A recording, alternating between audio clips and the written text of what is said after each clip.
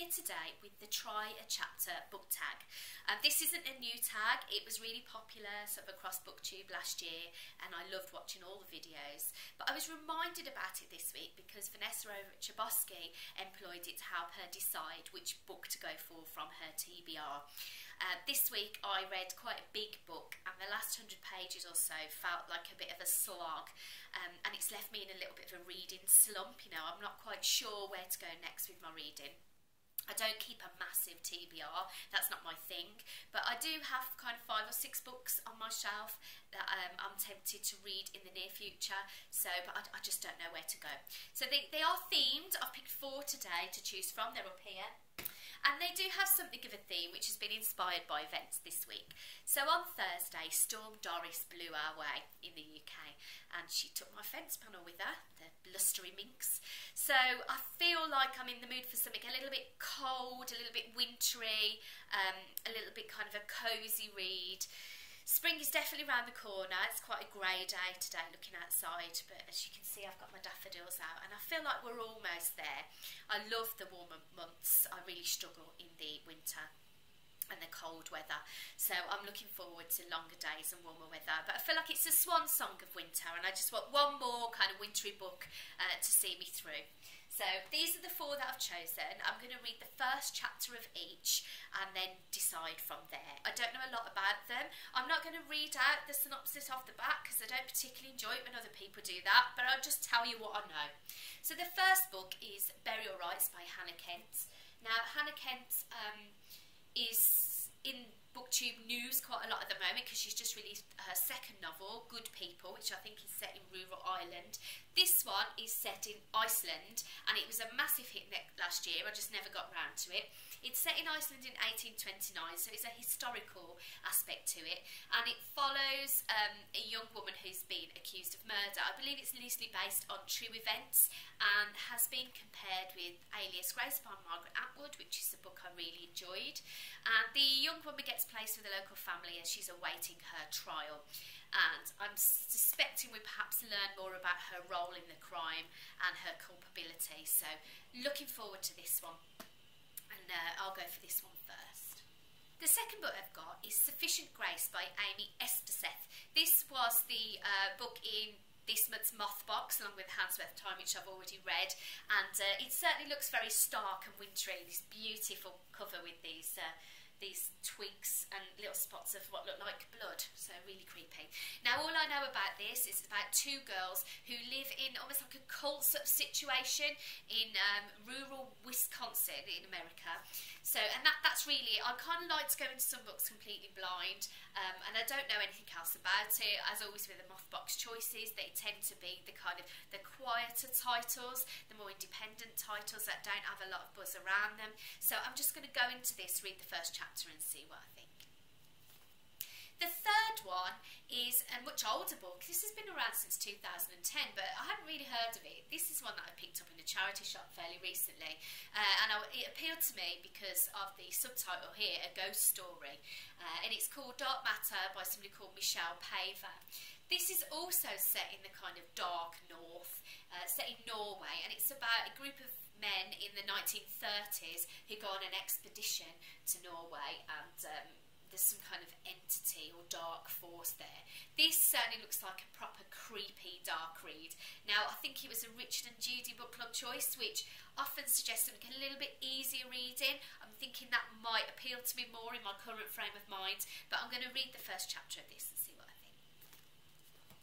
My final choice is A Song for Issy by Carys Bray. Now immediately this looks like it doesn't really fit with the others because it doesn't seem particularly wintry, which makes me wonder initially why I put it in with this group, but it does, from what I know about it, it feels like a wintry book. I might be completely wrong. I'm pretty sure I've seen another edition of this with a girl on a windswept beach, and as I picked the book up to prepare for the video I noticed we've definitely got a little bit of something Doris-esque going on here, haven't we?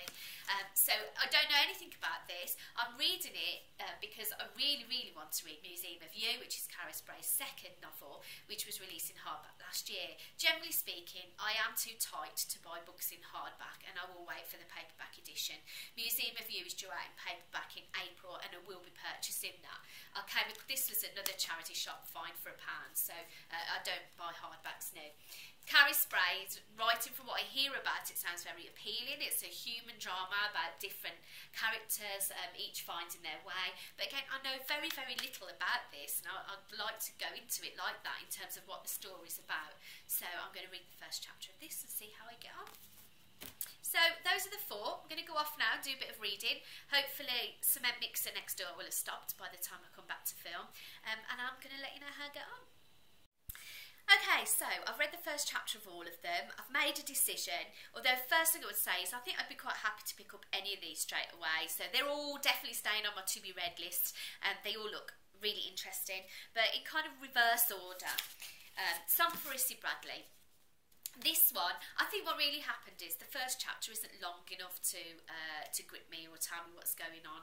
So it follows a character called Claire, and it's really just her leaving the house and going for a walk on the beach. There's definitely some sort of religious overtone here. I don't know if she's living in some sort of cult. It's definitely a coastal setting in Britain, whether it's a small town or somewhere more remote, I couldn't really make out, but it just wasn't long enough, and I didn't have time to kind of veer into the second chapter. So this stays on the to be read list, but perhaps a little bit further down, unless you want to convince me otherwise. Maybe if you've read it, you can tell me a little bit more about it in the comments. So 4th place for this one at the moment. 3rd place, we've got Hannah Kent Burial Rites. Again, looks fascinating, and in terms of the first chapter here, I was really engaging. So it's 2 girls in a very remote location in Iceland. Their parents are away, they're left holding the homestead, and straight away you get the 2 different characters of the girls. One seems much more kind of outgoing and carefree, one is perhaps more thoughtful. Really interesting characters, sisters quite close in age, and they get told that this convicted prisoner, this other young girl, is coming to stay with them. So it really interesting to see how those relationships develop. The reason that I'm not going to pick this up straight away is because when I open the front page, we've got a note on Icelandic pronunciation, and we've got maps. And you know, I have to be in a certain frame of mind to deal with books that either have maps or family trees in the beginning, and I'm just not sure I'm there. Like I said, reading felt a little bit of a slog last week, so I want something perhaps a little bit easier to immerse myself in. Interestingly, with pronunciation, I don't tend to look at things like that. If there's a word or a name if it's in a different language or I don't know how it should be pronounced, I don't actually read it, I just look at it, if that makes sense. Do you do the same? Is it important that I know how Icelandic words are pronounced? If you think so, let me know. But this one stays on the list to be read soon, but not imminently. So, runner-up and very close second place is Sufficient Grace. Okay, this again, we've got a female protagonist and it's her voice, and I will say it sounds like a really interesting voice. We've got a church service here, again this kind of cult element. We get introduced to a cousin who is adopted, and there's definitely a kind of wider family vibe going on here which fits in with the cult thing, I guess. But yeah, this feels quite literary, which I would expect from one of Mercedes' choices, and I just feel like books like this deserve perhaps a little bit more concentration than I've got at the moment. So this is coming up very, very soon, but not today. So I've gone for Dark Matter by Paver. Now, I haven't seen this across YouTube, I suspect because it's 7 years old, but if you have read it, please let me know.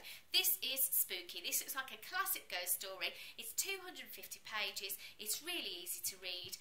It's on the kind of literary side of popular fiction where I'm comfortable, I would say, but I reckon I could do this weekend, and that's kind of where I'm going. It's been half term. I'm due back in work on Monday, and things kick off in work, so I kind of need something I can box off really this weekend, and this looks perfect for a Saturday night.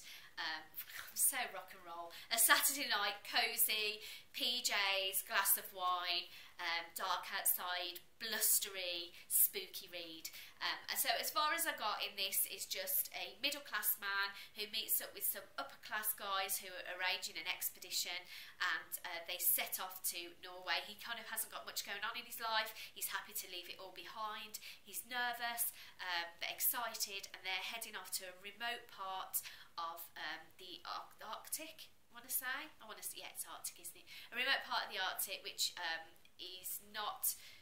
has been previously uninhabited, and they're going to set up camp there under the guise of doing some scientific research over the winter in this area. So it looks really spooky. There's no hints of the supernatural yet, but I can feel it coming. So I'm looking forward to this one, and I'll report back when I do my February wrap-up next week. So thank you very much for watching. As always, would really like to know your thoughts on any of these books, and I will see you next time. Thank you. Bye.